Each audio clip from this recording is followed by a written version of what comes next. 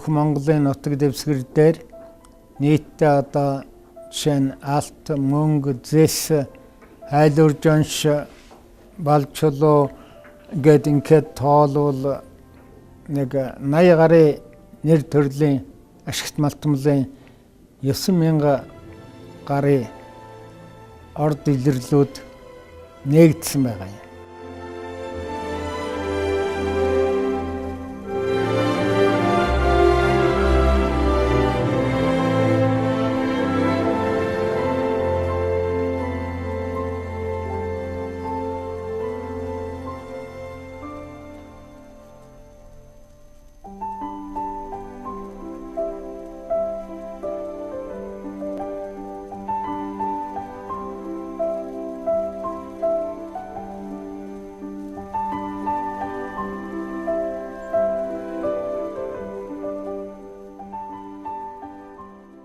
Геологийн судалгааг бүх нутгаар урдынхаас эрчимтэй хийх хэрэгтэй гэж бид одоо геологчид ийм бодлого одоо гаргаж энийг ярьж таниулаад байгаа.